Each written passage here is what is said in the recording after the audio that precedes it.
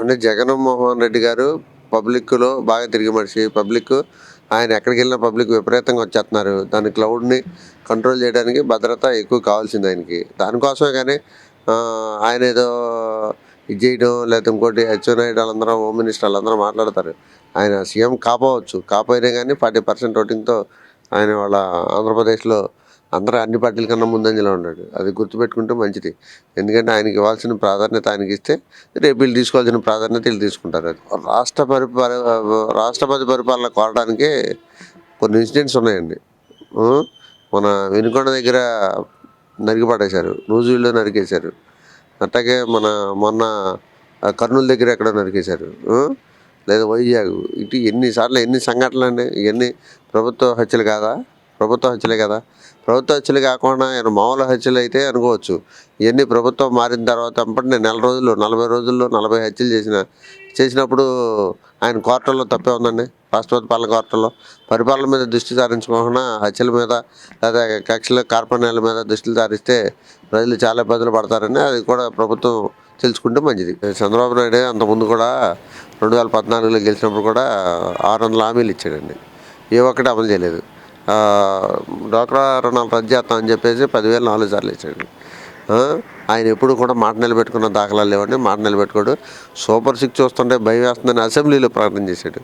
అంటే మరి భయం వేసాడు నువ్వెందుకు రాజకీయాల్లో? అవసరం లేదు కదా. ప్రజలకు మేలు చేయాలని నువ్వు వచ్చినప్పుడు నీకు భయం వేస్తే అది జనాలే చెప్పుకుంటే జనాలు భయపడాలా? లేకపోతే జనాలు ఏమైనా తిడతారా? నువ్వు ఏదైతే స్టెప్ తీసుకున్నావో దాన్ని ముందుకెళ్తే జనాలందరూ హర్షిస్తారు. అంతేగాని మళ్ళీ అంతకుముందు సీఎంలాగే అంతకుముందు 14 సంవత్సరాలు చేసావు కదా అలాగే అనుకుంటారు. మాట తప్పుతాడు చంద్రబాబు నాయుడు, మాట మీద నిలబడ్డు, పథకాలు అమలు చేయడు. ఎన్ని కష్టాలు వచ్చినా ఎన్ని నష్టాలు వచ్చినా పేదవాడికి మాట ఇచ్చావంటే ఆ మాటని నిలబెట్టుకునే సత్తా నీకు ఉండాలి. కానీ నువ్వు ఒక్కడికి వెనక్కి తగ్గుతున్నావు అంటే అది మంచిది కాదు. ఇప్పుడు చూసామండి మేము అమరావతి ఫోటోల్లో వీడియోలో చూసాం. అమరావతి అంతా మునిగిపోయిందండి.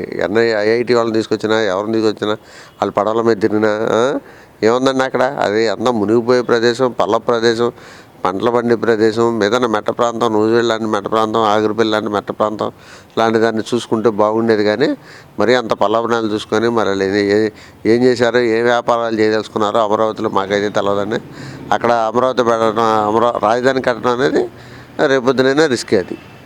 అది గమనించి ఏదైనా మెట్ట ప్రాంతానికి తరలిస్తే మంచిది. 60 రోజులు ఏం చేశారండి? 60 రోజులు చేసిందంటే ఏమీ లేదు. ఏం చేయలేదు. ఒక పెన్షన్స్ వరకు ఇచ్చారు.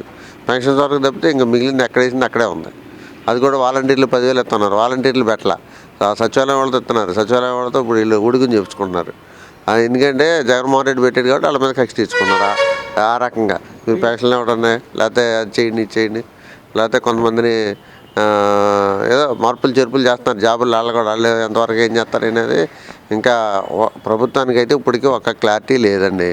ఏం చేయాలి ఏంటి ఒక క్యాలెండర్ లేదు. ఎలా ముందుకెళ్ళాలనేది లేదు. లోకేష్ గారు మొన్న శాసనమండలిలో చెప్పారు. ఏమని ఒక రూట్ మ్యాప్ వేస్తున్నాం, ప్రజా సంఘాలతో కలిసి వెళ్తాం, నెక్స్ట్ ఇయర్ ఆ రూట్ మ్యాప్ వస్తుందని చెప్పేసి జగన్మోహన్ గారు చెప్పారు. 85 లక్షల మంది పిల్లలు ఉన్నారు, ఈ పెద్ద లెక్కే ఉందా వేసేయచ్చు కానాడు. 80 నిమిషాల్లో వస్తుంది లెక్కలు. ఏముందండి కింద స్థాయిలో ఒక స్కూల్ అనేది మండల లెవెల్ ఉంటుంది. మండలానికి వచ్చేటితే ఈ మండలంలో ఎంతమంది పిల్లలు ఉన్నారనేది మండలం తెలిసిపోద్ది. అదే జిల్లా వాళ్ళు 5 నిమిషాలు 10 ఒక గంట 2 గంటలు టైం పెట్టుకుంటే లెక్క మొత్తం స్టేట్కి వచ్చేద్దండి. అది కాదు, ఏదో దాటవేసే ప్రయత్నాలు చేస్తున్నారు తప్ప పథకాలు అమలు చేద్దామనే ఉద్దేశం వీళ్ళకైతే లేదు. పథకాలన్నీ కూడా గ్యాస్ బండ్లు కూడా వీళ్ళేమని ప్రకటన చేశారు జనసేన వాళ్ళు అయితే. మరి ఆ పరిస్థితి ఉంది. మరి గ్యాస్ బండ్లు ఇస్తారా వీళ్ళు, లేకపోతే సూపర్ 6 ఇస్తారా, ఫ్రీ బస్ ఎలా పెడతారు? ఫ్రీ బస్ రాష్ట్రం అంతా పెట్టాలని మహిళలు అడుగుతున్నారు. వాళ్ళు పెడితే బాగుంటాయి. మరి వీళ్ళు ఏం చేస్తారు ఏంటనేది ఒక క్లారిటీ వాళ్ళకు కూడా ఇప్పటికీ ఒక క్లారిటీ రాలేదు. మరి దీనిలో కొంతమంది అన్నా క్యాంటీన్లు ఏమో ఎన్టీఆర్ పేరు పెట్టాలంటారు, కొంతమంది ఏమో డొక్కా సీతమ్మ గారి పేరు పెట్టాలని అంటున్నారు. అయితే ఏదేమైనా అన్నా క్యాంటీన్లు ఫస్ట్ అన్నా క్యాంటీన్లు ఉంచడం మంచిదేలే. కానీ డొక్కా సీతమ్మ మన స్కూల్ పిల్లల దాంట్లో పెట్టడం జరిగింది. అయితే ఓకే, ఆ పేర్లు ఏ పేర్లు ఉన్నా ప్రభుత్వాలు మారినప్పుడు పేర్లు మారుతుంటాయి, పేర్లు వస్తుంటాయి, ఇది మామూలే. కాకపోతే ప్రభుత్వం ఏదైనా ఒక ట్రాక్ వేసుకొని ప్రజలకి ఇబ్బందులు లేకుండా కార్యక్రమాలు చేస్తే మంచిది. ఈ ఆరోగ్యశ్రీ కూడా ఆపేస్తాం అది ఇది అని చెప్పేసి పెండింగ్ బిల్లు ఉన్నాయి అది అని అన్నారు. అవన్నీ క్లియర్ చేసి ప్రభుత్వం ముందుకెళ్ళాలని కోరుకుంటాం. నెక్స్ట్ ఇయర్కి 5 వేసారు కదండి. డిఎస్సి కూడా ఇప్పుడు లేదు. నెక్స్ట్ ఇయర్ తీస్తారంట. ఏదో సంతకం అయితే పెట్టారులే కానీ డిఎస్సి అయితే లేదండి. ఇప్పుడు సంతకం అయితే పెట్టారు అంతే.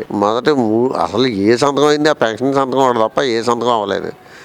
పెన్షన్ కూడా ఎందుకంటే ఏదో జగన్మోహన్ రెడ్డి నేను 3 సంవత్సరాల తర్వాత ఇస్తానన్నాడు, మేమేమో ఇప్పుడే ఇస్తామన్నారు కాబట్టి చచ్చినట్టు ఇచ్చారు అంతేగాని ఏమీ లేదు. ఇంకా ఆ పథకం ఒకటి తప్ప ఏ పథకం వీళ్ళు అమలు చేయలేరు, చేయరు కూడా.